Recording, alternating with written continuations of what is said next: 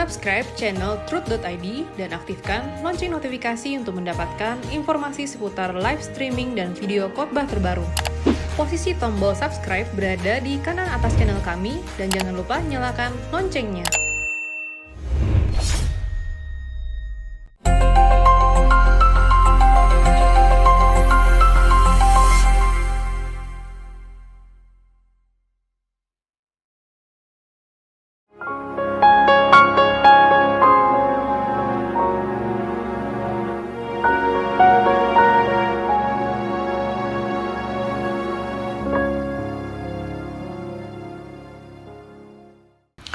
Sikap Alkitabiah menghadapi COVID-19 yang pertama sudah saya jelaskan cukup panjang lebar pada pertemuan yang lalu, bahwa kita mengerti dan menerima dunia akan semakin memburuk sebab manusia sebagai pelaku kehidupan semakin bertambah jahat.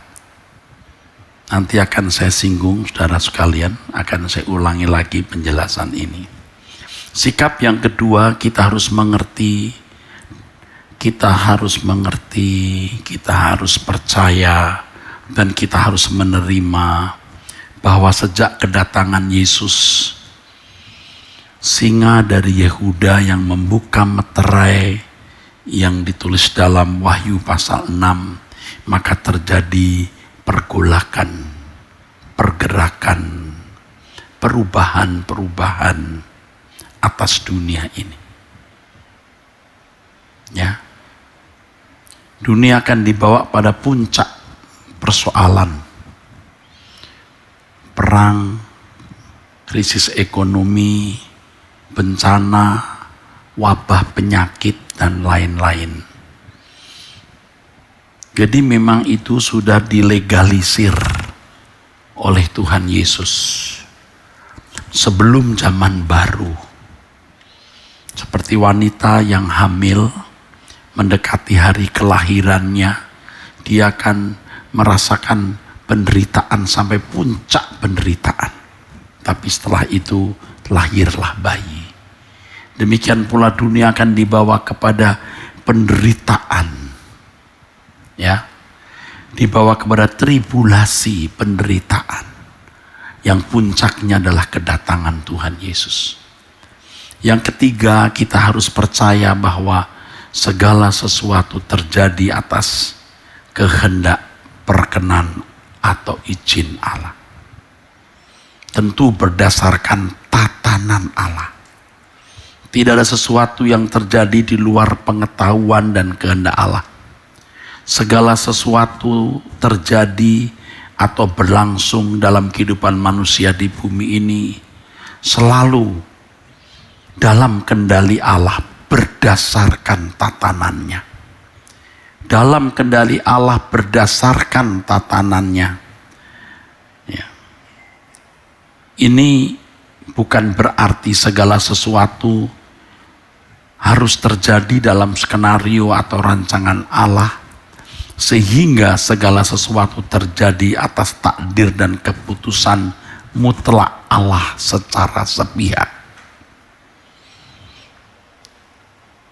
Dalam kendali berdasarkan tatanannya, artinya manusia juga berperan dalam menentukan keadaan dirinya dan keadaan dunia di mana dia hidup.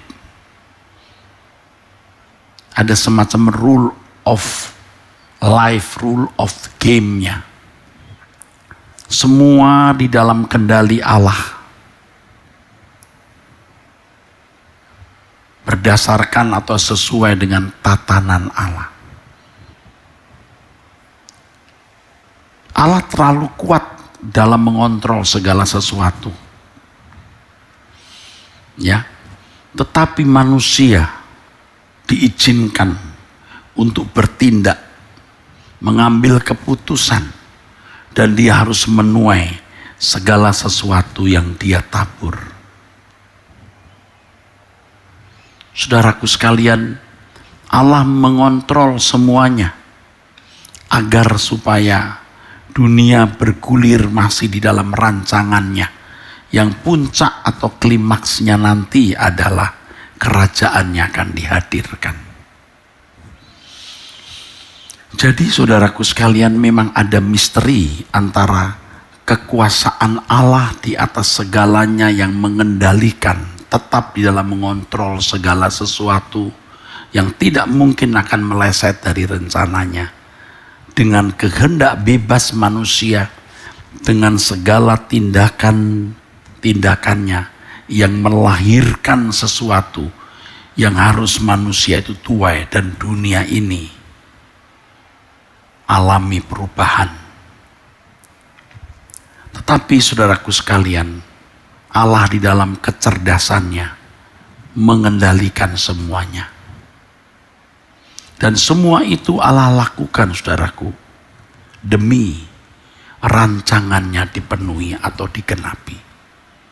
Oleh sebab itu, sebagai orang percaya, melihat semua kejadian yaitu wabah COVID-19 ini, kita tetap harus tenang dengan keyakinan Allah mengontrol atau mengendalikan. Sekalipun COVID ini, seperti yang sebentar akan saya jelaskan, penyebab atau kausalitasnya bisa manusia itu sendiri. Bisa manusia itu sendiri. Dan manusia harus menuai apa yang dia tabur. Tetapi bagaimanapun di atas semuanya Allah mengontrol atau mengendalikan. Dan keadaan ini dipakai oleh Allah untuk mempersiapkan orang percaya layak menjadi anggota keluarga kerajaan Allah. Supaya orang percaya diingatkan bahwa dunia bukan rumahnya. Supaya orang percaya diperbaiki, saudara. Dan layak menjadi umat bagi kerajaan surga. Sikap keempat, kita harus bertanggung jawab atas kehidupan ini. Seperti yang tadi saya katakan, yang kita tabur, kita tuai. Kita harus bertanggung jawab. Nah, sikap tanggung jawab ini harus diartikan dengan benar. Sikap bertanggung jawab jangan dipandang sebagai paranoid. Ada orang-orang yang sangat berhati-hati supaya tidak terpapar COVID-19. Berhati-hati supaya jangan jadi carrier, jangan jadi pembawa bagi orang lain.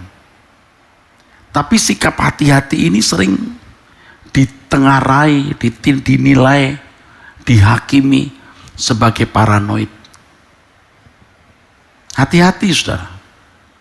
Akhirnya orang menjadi ceroboh karena takut dikatai paranoid, karena takut dikatai berlebihan, sehingga mulai lalai. Padahal, saudaraku, itu sikap berjaga-jaga, sikap bertanggung jawab. Nah, sekarang sikap kelima, ini yang baru saya akan jelaskan. Yang minggu lalu sudah saya singgung. Pertama, kedua, ketiga, keempat sudah saya jelaskan. Yang tadi juga sempat saya singgung, dan saya harap saudara tidak bingung. Sekarang sikap kelima, berdoa dan bekerja untuk penggenapan rencana Allah. Jadi sikap Alkitabiah 1, 2, 3, 4, 5 ini semua memiliki benang merah. Memiliki keterkaitan, ada irisan demi irisan yang sama. Atau bersinggungan, atau bersentuhan, saudara. Sikap kelima, berdoa dan bekerja untuk penggenapan rencana Allah. Tentu kita berdoa untuk surutnya COVID, yaitu jika Allah berkenan. Doa harus disertai usaha. Nah, bagaimana menyeimbangkan hal ini? Balancingnya gimana? Berdoa tapi juga berusaha. Kita harus memperhitungkan dulu, memperhatikan dulu. COVID ini menimpa dunia bisa disebabkan paling tidak dua faktor. Faktor pertama, karena kesalahan manusia yang tidak disengaja. Human error. Bisa. Tetapi juga memang bisa disengaja. Kalau disengaja bukan human error, tapi wicked action. Tindakan jahat. Siapa Pak? Saya tidak tahu. Jangankan saya, saudaraku. Maksud saya, ya jangankan saya. Pemerintah kita pun juga belum tahu pasti sumber dari COVID-19. Jangankan pemerintah kita. Kalau sampai dunia tahu kausalitas dan sumber COVID, pasti dunia bertindak. Pasti. Hari ini Amerika dan sebagian negara Eropa mulai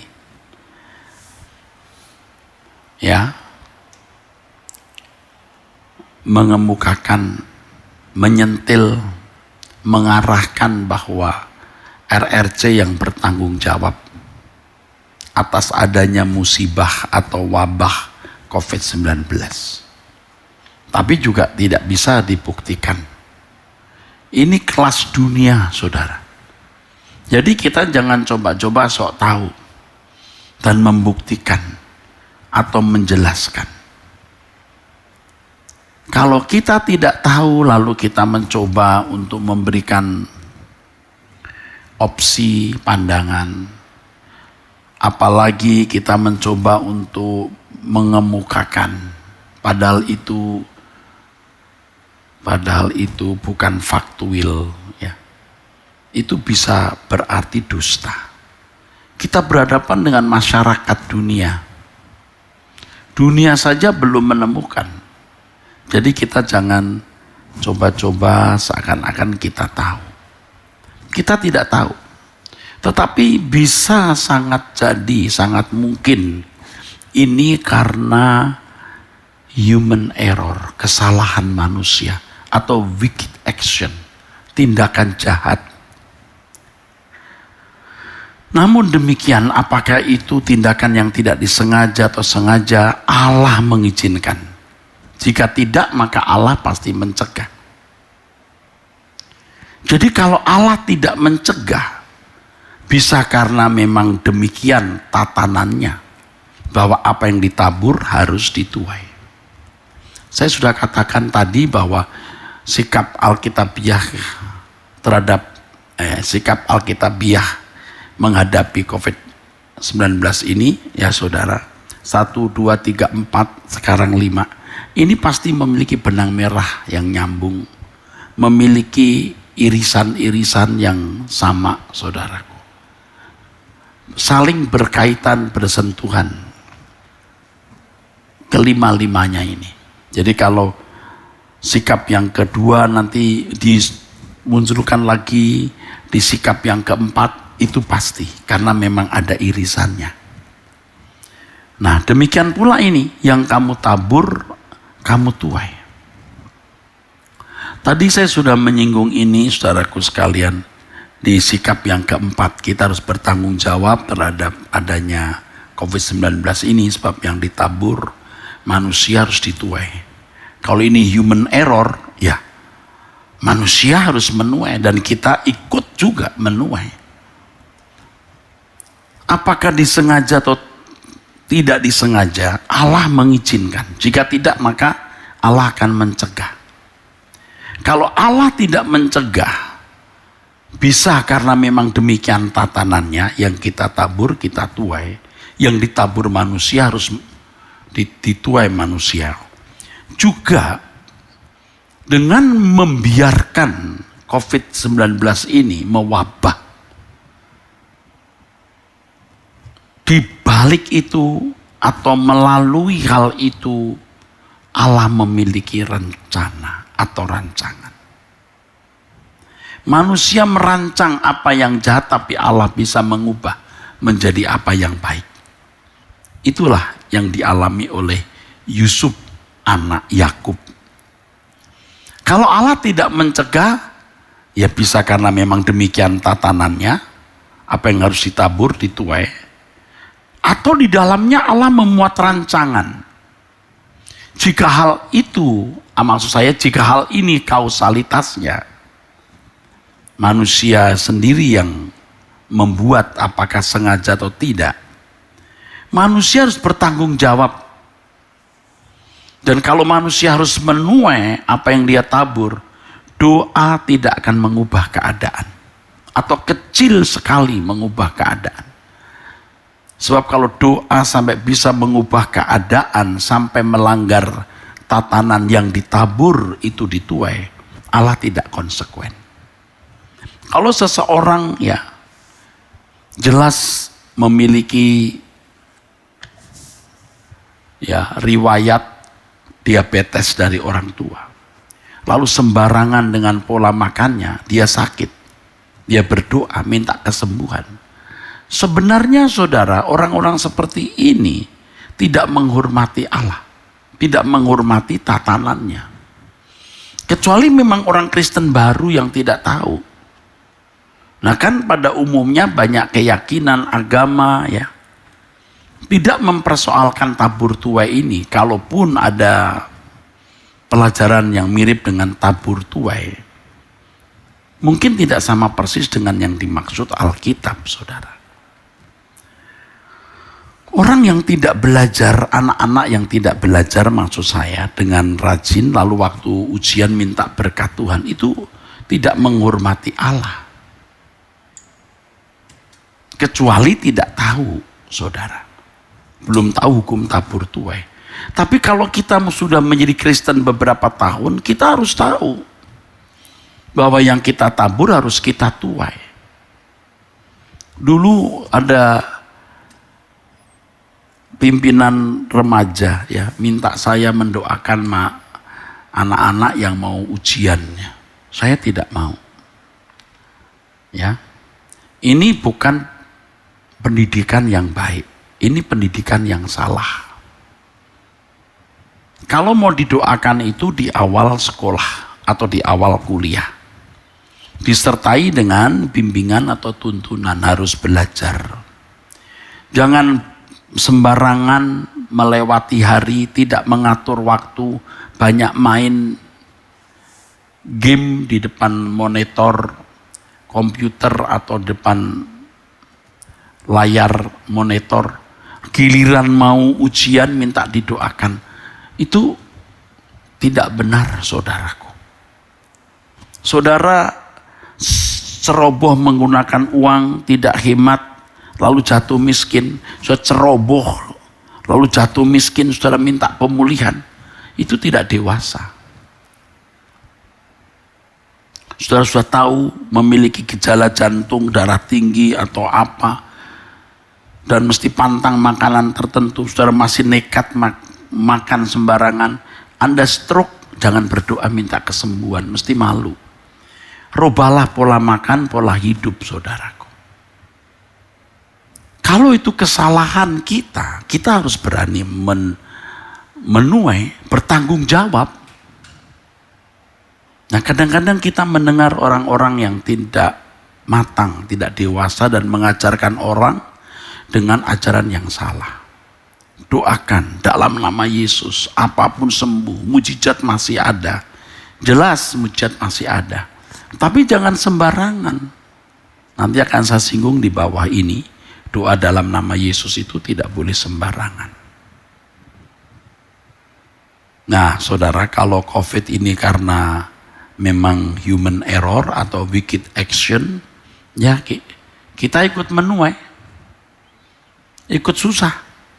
Tetapi ini dipakai Tuhan untuk menyempurnakan kita, paling tidak untuk memandang langit baru, bumi baru, untuk bertobat. Kematian itu mudah. Kalau tidak ada COVID begini, orang sembarangan hidup. Ya kalau sembarangan hidup hanya membahayakan fisiknya, masih tidak terlalu bermasalah. Kalau sampai membahayakan kekekalan hidupnya, itu kan jadi berbahaya sekali, saudaraku. Ini loh yang saudara-saudara sekalian harus benar-benar pahami, ya. Jangan lagi salah karena banyak orang tuh sembarangan hidup karena punya Tuhan Yesus, lalu bersikap manipulatif, menyalahgunakan. Yang kedua, kalau penyebab COVID ini adalah Allah sendiri, kalau tadi human error atau wicked action, memang manusia. Kalau Allah yang mengadakan, bagaimana? Oh, ini bukan Allah, Pak. Ini ada satu tempat di mana orang membuat COVID, ya saya tidak tahu. Yang saya tahu pemerintah Indonesia pun tidak tahu, tidak ada berita koran yang memberitahu, dunia pun juga tidak tahu atau belum tahu. Ya karena tidak tahu, saya berkata tidak tahu. Kalau karena Allah yang mengadakannya, gimana? Tadi sudah saya beri catatan, apakah itu human error atau wicked action, semua diizinkan oleh Allah. Allah kehendaki. Sekarang lebih kuat lagi, kalau Allah memang yang mengadakan. Tentu kalau Allah bertindak, ada penyebab. Dan juga ada maksud-maksudnya. Ada maksud rencana Allah, ada divine purpose. Ada maksud tujuan ilahi di situ. Tidak mungkin Allah bertindak tanpa sebab. Hendaknya kita tidak berpikir bahwa Allah tanpa sebab atau tanpa tatanan atau tanpa aturan menimpakan COVID-19 ini kepada manusia. Wah, penderitaan manusia ini bisa dilihat, saudaraku. Kalau Allah bertindak tentu ada penyebabnya, atau di balik tindakannya ini ada rencana yang harus digenapi. Dalam perjanjian lama atau dalam Alkitab, setiap kali Allah memberikan tulah atau hukuman, selalu ada penyebabnya. Dan lalu juga ada maksudnya di balik itu. Saudaraku sekalian, biasanya hukuman atau disiplin diberikan agar manusia menyadari kesalahan dan bertobat. Itu sudah pasti. Pasti ini. Pasti ini. Nah, sekarang kita menghadapi COVID-19 yang kita minta hanya agar COVID diangkat. Nah, seandainya itu manusia yang membuat, tidak sengaja atau sengaja, Allah juga mengizinkan kok. Apalagi kalau Allah sendiri yang mengadakan, tentu ada maksudnya. Yang kita tangkap sekarang mestinya maksud Allah itu, mengapa mengizinkan COVID-19 ini. Itulah yang harus kita gumuli. Bukan bagaimana kita cepat-cepat bisa lolos dari COVID ini. Apalagi kalau kemudian kita seakan-akan memiliki kemampuan untuk bisa mengusir COVID. Nah, Allah tidak perlu minta bantuan kita untuk mengusir COVID kalau memang Tuhan tidak mengizinkan COVID-19 ini menimpa bumi. Rambut kepala kita pun terhitung. Nah, itu saya jelaskan di pertemuan yang lalu. Allah memelihara kita sempurna. Jadi kalau sampai ada wabah yang betul-betul membuat hidup kita menjadi abnormal ini, tidak normal ini, ada sesuatu yang Allah kerjakan. Kita harus menangkap maksud Allah. Agar kita mengerti maksud Allah. Kalau tulah semacam wabah begini diberikan karena Allah mendatangkan disiplin. Kalau kata hukuman kita hindari disiplin. Sebab untuk anak-anak Allah sebenarnya sudah tidak ada hukuman lagi. Kecuali dia tidak mau taat, tidak mau dengar-dengaran, hidup seperti anak dunia. Nah, itu didisiplin. Didisiplin tidak mau bertobat, baru dihukum nanti di kekekalan. Jadi kalau Allah yang melakukan atau memang mengadakan COVID-19 ini, satu saja caranya, bertobat dulu. Tadi saya berkata kita harus berdoa dan bekerja. Di dalam doa itu ada pertobatan. Setelah ada pertobatan baru kita ada usaha. Nah, kita tidak tahu persis kausalitas wabah COVID ini. Apakah human error atau wicked action manusia, sengaja atau tidak sengaja oleh manusia, atau memang Allah sendiri yang mengadakan, kita tidak tahu. Tetapi dua-duanya itu diizinkan oleh Allah.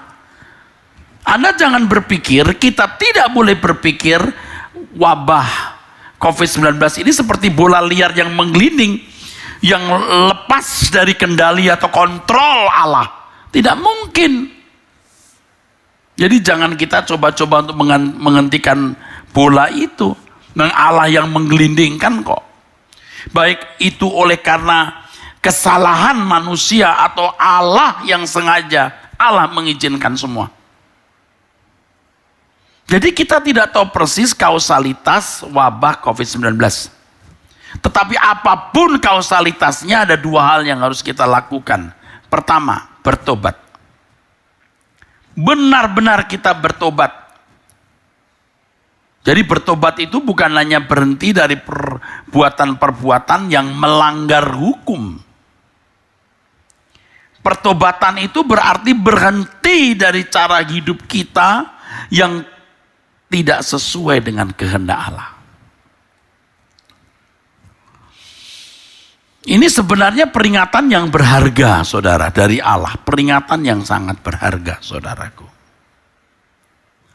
Saya mengajak kita untuk berpikir serius.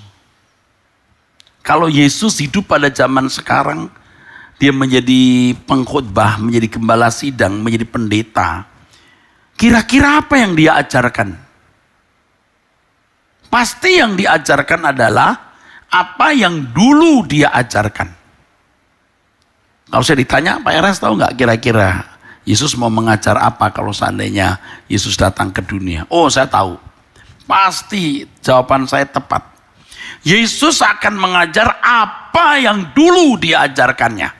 Yesus tidak peduli dengan keadaan zaman. Ia tidak akan kompromi dengan semangat gairah zaman.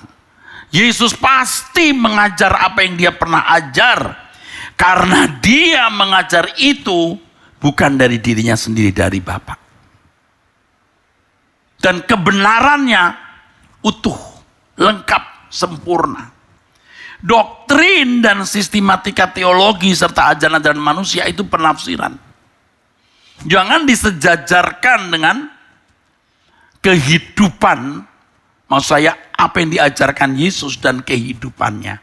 Yang itu menjadi pola di mana kita harus mengenakan atau mencontoh. Yesus pasti berkata, ayolah hidup seperti diriku. Saya menyadari, saudaraku, tahun-tahun yang pernah saya lalui, saya rasanya tidak hidup seperti yang Yesus jalani. Saya berdoa, saya berlutut di kaki Tuhan. Saya bertobat. Saya menangis seperti anak kecil. Dan saya berkata, beriku kesempatan Tuhan.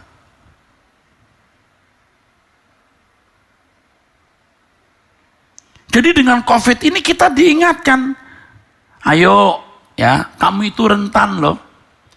Lihat manusia mau hebat bagaimana, begitu kena COVID. Coba lihat dunia ini. Kalau ada lagi penyakit yang lebih dari COVID-19, lebih ambruk dunia. Lihat rentannya manusia. Begitu rentannya ekonomi. Saudaraku. Supaya manusia sadar bahwa hidup ini rentan. Dunia bukan rumahnya. Orang harus mempersiapkan diri. Pulang ke rumah Bapa bagi orang percaya. Jadi yang kita persoalkan sekarang, ada apa di balik ini? Nah, pasti ini yang Tuhan kehendaki. Kita kembali ke jalan Tuhan. Kristen kita ini Kristen yang salah kalau kita tidak mengikuti jejak Yesus. Saya menyadari melewati tahun-tahun yang tidak mengikuti jejak Yesus. Sekarang saya mengajak kita semua sungguh-sungguh bertobat. Bukan hanya berhenti dari perbuatan-perbuatan yang melanggar hukum. Tetapi seluruh cara berpikir dan filosofi hidup kita harus berubah. Saudara berlutut di kaki Tuhan dan berkata, Tuhan Yesus, ajari bagaimana Aku harus hidup seperti engkau hidup 2000 tahun yang lalu. Ajari bagaimana aku menjalankan hidup atau menjalani hidup ini, saudara, seperti kalau engkau hidup. Seandainya engkau hidup sekarang, bagaimana engkau menjalaninya? Ajarkan aku hidup model itu, hidup seperti itu. Jadi jangan menunggu COVID ini lewat, kita merasa normal, kita nyaman lagi hidup wajar seperti anak dunia. COVID tidak mendatangkan berkat abadi. Sudah susah-susah seperti ini, tidak mendatangkan berkat abadi. Rugi kita 2 kali, saudara. Biarpun kita menderita karena COVID, ya sedikitlah penderitaan itu. Tapi kita menerima berkat kekal.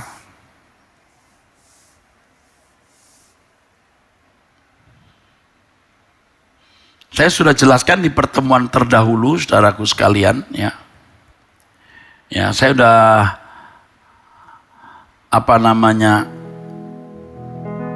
aku harus sudah mengakhiri.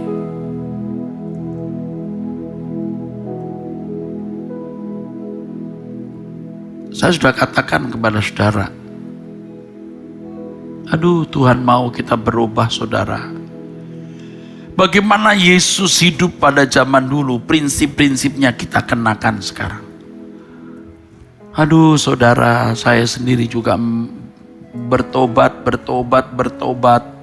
Malu aku Tuhan lihat hidupku. Jika dibanding dengan keagungan kemuliaan-Mu. Kemuliaan-Mu sebagai anak manusia yang merendahkan diri. Aduh, aku sombongnya Tuhan. Engkau yang rela dihina, Engkau yang dijahati tidak membalas kejahatan. Aduh, kalau aku tersinggung, aku marah. Aku terluka, aku membalas. Jauh Tuhan. Maka bertobat. Biar kiranya COVID ini mendatangkan berkat kekal. Aku harus sudah mengakhiri jalan hidup kewajaran dunia. Sebelum roda waktu berhenti, ku berbalik dengan sepenuh hati. Dalam genggam kasih anugerah, hidup dalam jalan anak Allah. Seperti hidup Yesus jalani, dengan rela hati aku jalani. Aku harus sudah mengakhiri jalan hidup kewajaran dunia. Sebelum roda waktu berhenti, ku berbalik dengan sepenuh hati. Dalam genggam kasih anugerah, hidup dalam jalan anak Allah.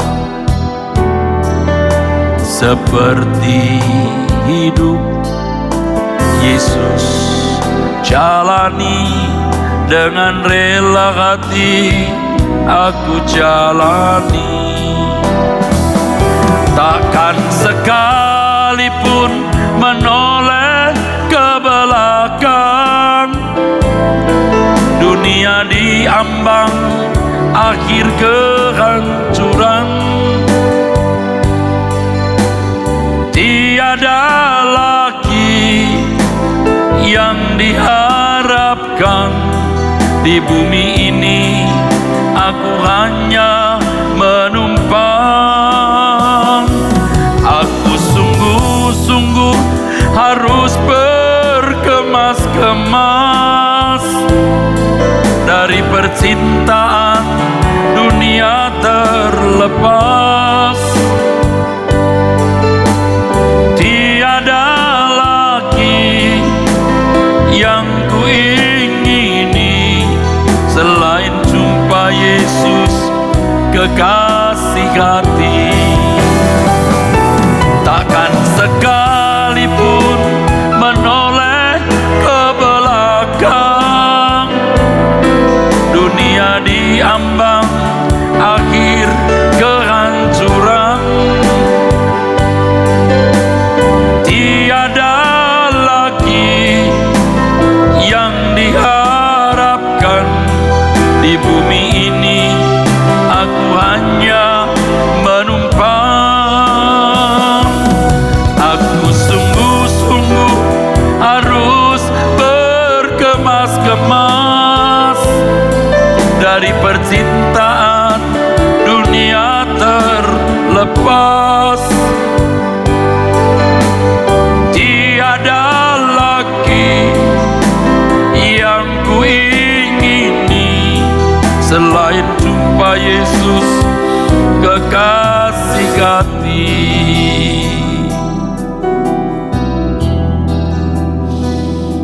Saya juga mengajak kepada para hamba-hamba Tuhan di lingkungan Gereja Suara Kebenaran Injil ini, saudara, sudah kita sekarang tiarap dulu. Bebenah diri deh. Dengan adanya COVID seperti ini, lihat betapa tidak berdayanya manusia. Coba, ibadah harus di rumah. Kita tidak bisa berhimpun seperti biasa. Tidak berhimpun saja harus jaga jarak.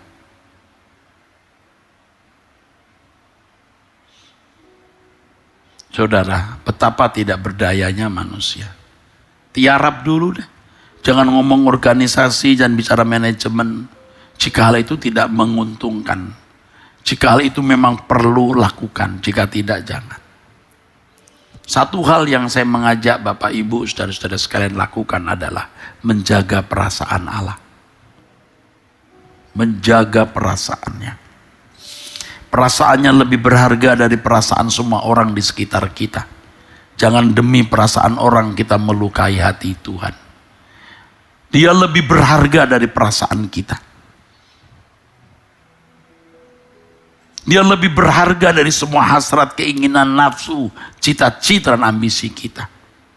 Perasaan Allah kita junjung tinggi, saudara. Pertobatan membawa kita kepada kesediaan kita untuk itu. Kesediaan kita untuk benar-benar berbalik dan bertobat. Maka lagu yang tadi saya nyanyikan itu, aku harus sudah mengakhiri. Kita tidak lagi hidup seperti kemarin, saudaraku. Kita harus sudah berubah. Sebelum roda waktu berhenti, ku berbalik dengan sepenuh hati. Yang kemarin harus ku tinggalkan. Kalau sampai COVID-19 ini tidak membawa perubahan untuk kehidupan rohani kita, aduh saudara, konyol, mahal sekali harga COVID ini. Diizinkan Allah. Entah itu karena human error atau wicked action manusia. Kejahatan manusia. Allah mengizinkan. Apalagi kalau memang Allah yang sengaja mengadakannya. Coba saudara. Jangan coba-coba kita usir-usir COVID-19 ini kalau Tuhan tidak suruh. Kalau ada orang yang merasa disuruh Tuhan, biarlah dia berurusan dengan Tuhan. Kita tidak usah mencela. Kalau saudara, keluarga saya dalam lingkup GSKI, Gereja Suara Kebenaran Injil, dan saudara semua pecinta suara kebenaran, kita tidak usah lakukan itu. Kita hanya menyerahkannya ke dalam tangan Tuhan. Kita menemukan maksud Tuhan di balik COVID-19 ini. Yang jelas kita harus berbalik dan bertobat. Yang tentu yang kedua setelah bertobat, kita berusaha untuk ikut memerangi corona ini bersama dengan pemerintah. Kita harus bersama dengan pemerintah benar-benar melawan corona. Kalau pemerintah melarang saudara mudik, tidak usah mudik. Jangan memberhalakan mudik, saudaraku. Mungkin saudara berkata, ya Pak Eras enak tidak mudik. Kalau gara-gara mudik orang-orang tertular, apa kita tega, saudaraku? Pemerintah berjanji akan memberikan libur nanti. Ada waktu. Untung loh kita masih bisa hidup. Di negara lain, saudaraku, puluhan ribu yang mati. Ratusan ribu yang terpapar. Apa yang dilakukan pemerintah kita sudah luar biasa. Jangan ikut-ikut menyalahkan. Orang-orang Kristen jangan banyak mulut. Dukung pemerintah. Kita mendampingi pemerintah. Kita di samping pemerintah memerangi corona ini. Tetapi saudaraku, yang pertama tadi pertobatan. Kita mau kembali kepada apa yang diajarkan Tuhan Yesus. Kita mau kembali kepada apa yang diperagakan Tuhan Yesus. Persis seperti Dia. Kalau tidak begitu, jangan kita menjadi orang Kristen.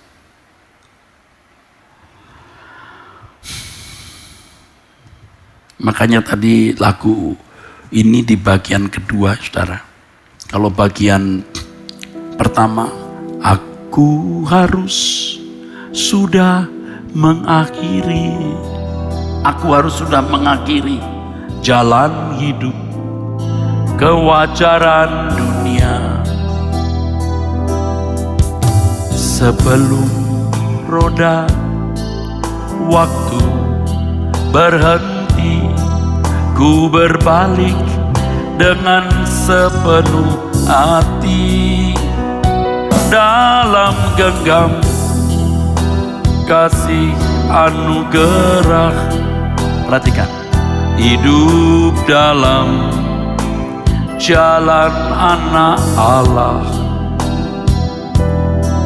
seperti hidup Yesus jalani. Dengan rela hati aku jalani. Takkan sekalipun menoleh ke belakang. Dunia diambang akhir kehancuran. Tiada lagi yang diharapkan di bumi ini. Aku hanya menumpang. Aku sungguh-sungguh harus berkemas-kemas dari percintaan dunia terlepas. Tiada lagi yang kuingini selain jumpa Yesus kekasih hati. Aku harus sungguh-sungguh berkemas-kemas dari percintaan dunia terlepas. Tiada lagi yang kuingini selain jumpa Yesus kekasih hati. Aku sungguh-sungguh harus berkemas-kemas. Nah, COVID-19 ini mesti membuat kita berkemas-kemas, saudaraku. Hendaknya kita tidak menggunakan nama Yesus sembarangan. Dalam nama Yesus, COVID berhenti. Berdoa dalam nama Yesus bukan berarti asal menggunakan nama Yesus kita bisa berbuat apa saja, terutama supaya mujizat terjadi. Nah kalau itu karena hasil taburan manusia di mana kita harus menuai. Apalagi kalau itu memang diizinkan Tuhan. Bagaimana kita bisa melawan Tuhan? Kalau kita menggunakan nama Yesus, kita harus minta izin dulu. Saudara, menggunakan nama orang tidak sembarangan loh. Dan apa yang kita lakukan harus untuk kepentingannya. Nama Yesus bukan sarana memaksa Allah melakukan sesuatu. Kita tidak bisa dan memang tidak boleh memaksa atau mengatur Allah. Sebab Ia telah memiliki jadwal yang tetap. Saudara bisa menyanyi waktu Tuhan, waktu yang terbaik. Menghadapi COVID-19 ini saudara harus memandang Tuhan juga punya jadwal. Ini COVID bukan hanya menyangkut saudara pribadi, bukan hanya menyangkut kelompok saudara, bukan hanya menyangkut orang Kristen, menyangkut semua kelompok, semua golongan, semua agama, dan masif menyebar, menyeluruh di dunia ini.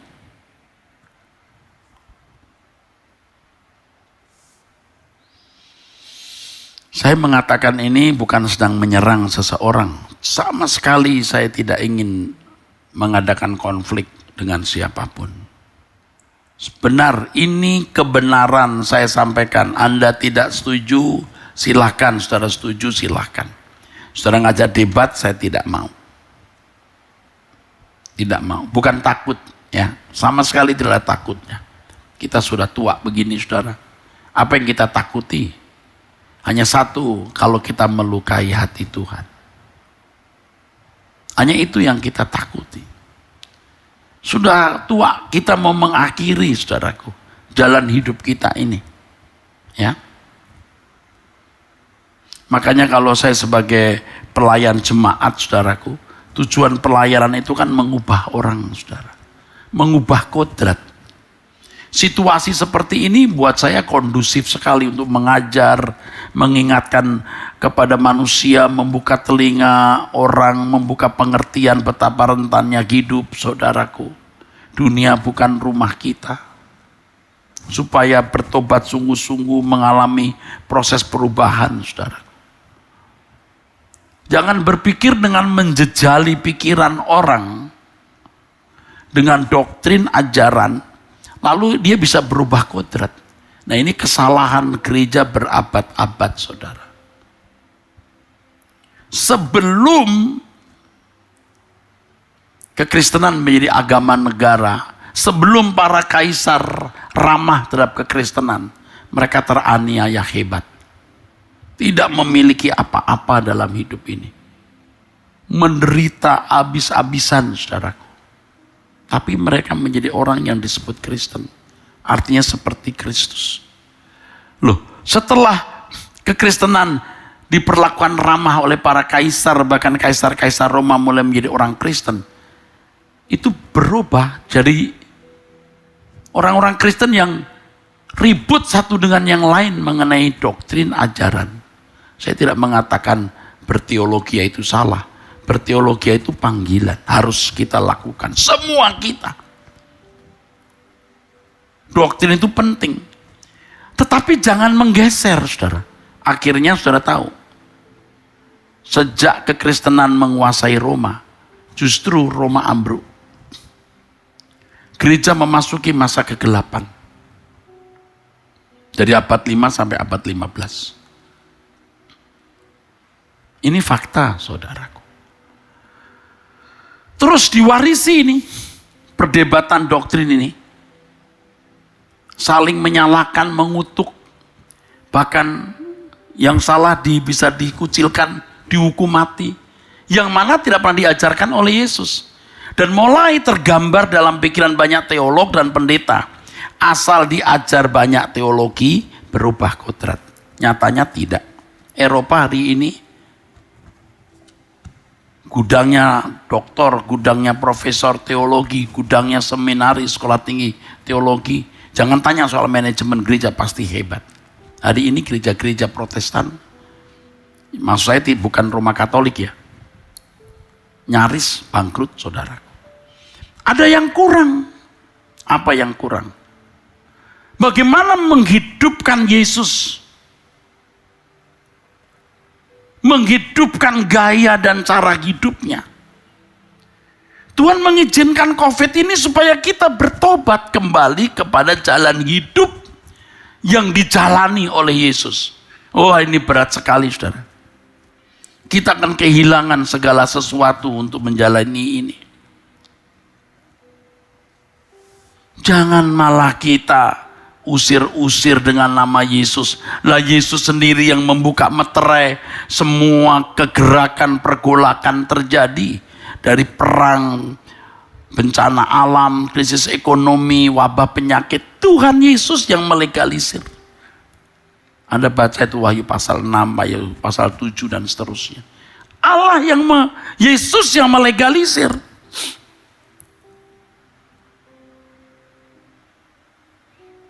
Saudaraku,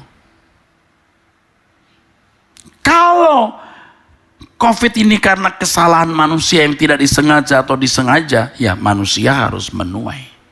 Atau Allah yang mengizinkan, memang Allah yang mendatangkan bencana ini karena Allah mau menegur manusia.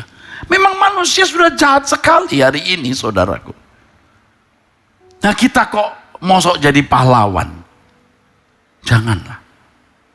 Dalam nama Yesus harus dihormati. Gunakan nama itu untuk kepentingannya dan sesuai dengan kehendaknya. Nama Yesus bukan seperti kalimat ajaib, mantra. Bukan, nama yang agung.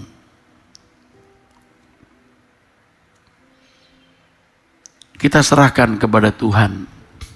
Kita mau menemukan rencananya di balik COVID-19. Kita mendampingi pemerintah berperang melawan corona. Dan setelah COVID ini berlalu, jangan kita mau menikmati kenyamanan hidup. Kita sudah berubah. COVID ini seperti kawah candra di muka, ya, yang merubah kita. Ya. Di bumi ini kita tidak lagi mencari kenyamanan, tetapi agar pekerjaan Allah dapat berlangsung tanpa hambatan. Artinya membuat manusia makin tercelik. Kalau tidak ada COVID, kita khotbah berbusa-busa nggak sadar, saudara. Kita bicara langit baru, bumi baru, orang. Kita bicara soal kematian. Begitu ada COVID, ayo. Ini baru COVID, nanti kalau ada 2-3 kali lipat COVID seperti COVID, bagaimana? Dengan berlalunya COVID, kita kembali dapat bersekutu untuk belajar firman, betul. Memberitakan firman sampai ke ujung bumi menjadi saksi di tengah-tengah masyarakat lebih efektif. Kenapa? Karena kita sudah berubah. Bukan hanya berbekal ilmu teologi yang bisa kita bagikan, tapi berbekal kuasa Roh Kudus yang melekat di dalam diri kita yang mengalami perubahan kodrat. Jangan menjadi orang-orang Kristen yang hanya menjadikan Allah sebagai sumber pertolongan pada waktu menghadapi masalah. Biasanya orang-orang seperti ini menjadikan Yesus sebagai juru selamat ekonomi, penyembuh yang ajaib, tapi tidak menjadi guru yang mengajar, tidak menjadi pokok keselamatan yang kepadanya kita taat. Tentu orang-orang Kristen seperti ini tidak mengerti apa artinya perjuangan di dalam Tuhan guna mempersiapkan diri menjadi mempelai yang layak bagi Dia. Sering dan terus saya katakan, orang Kristen abad mula-mula mengalami aniaya yang begitu hebat untuk memurnikan mereka. Gereja yang masih baby, gereja yang masih baru. Didesain Allah, dirancang dalam waktu relatif Singkat karena gereja masih baby. Belum banyak pengalaman, mereka dipersiapkan untuk menjadi orang-orang yang layak masuk langit baru, bumi baru, menjadi anggota keluarga kerajaan. Karena standarnya tidak boleh dikurangi. Maka aniaya telah membuat mereka mencapai tingkat kekristenan yang baik. Suasana penderitaan itu membuat mereka menjadi seperti Kristus. Nah, sekarang hari ini tidak ada aniaya, tapi umur gereja sudah 2000 tahun. Yesus sendiri berkata, kalau anak manusia datang, apakah dia menjumpai iman di bumi? Karena nyamannya dunia ini, tidak ada orang yang sungguh-sungguh mau mengenakan hidupnya. Jadi kalau Tuhan hajar kita dengan COVID, kita memandang dia. Apa rencanamu di balik semua ini ya Tuhan? Buat aku mengerti, buat aku berubah. Bukan hanya Tuhan lewatkan COVID ini, dalam nama Yesus kuusir. Lalu kita bisa menikmati hidup dengan normal. Normal kita itu bukan normalnya anak dunia. Ada COVID, nggak ada COVID, nggak ada masalah. Tapi jelas ada COVID akan membuat kesulitan bagi banyak orang. Kita ikut memerangi corona ini atau COVID ini, saudara. Tapi bagi kita sendiri, ada COVID, nggak ada COVID, nggak masalah. Yang penting kita tidak menyakiti perasaan Allah. Kepentinganku hanya dirimu, melayani perasaan Bapa. Nah, gitu. Di hadiratmu ku istimewa. Di hadiratmu ku istimewa. Hidup bagimu sepenuhnya. Wah, itu indah. COVID akan mengubah kita menjadi orang-orang yang berharga. Istimewa di mata Allah ketika kita bertobat. Hidup hanya untuk menyenangkan hati Allah Bapa. Ini sikap yang harus kita miliki ya dalam menghadapi COVID-19. Saya kira cukup jelas, saudaraku. Ada banyak hal lain yang akan saya sampaikan kepada saudara. Yang intinya kita berubah bersama, yuk kita bertobat, kita menghidupkan Yesus dalam hidup kita, dan kita bersiap pulang bersama, saudara. Ya, Tuhan memberkati saudara-saudara semua.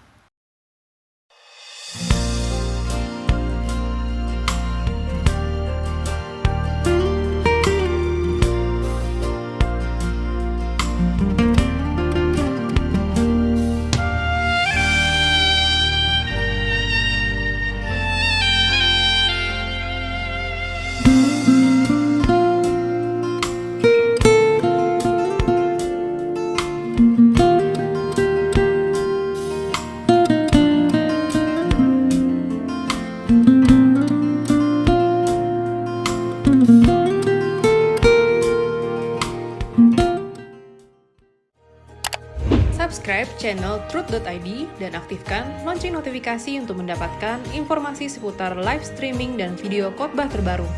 Posisi tombol subscribe berada di kanan atas channel kami dan jangan lupa nyalakan loncengnya. Subscribe channel Truth.id dan aktifkan lonceng notifikasi untuk mendapatkan informasi seputar live streaming dan video khotbah terbaru. Posisi tombol subscribe berada di kanan atas channel kami dan jangan lupa nyalakan loncengnya.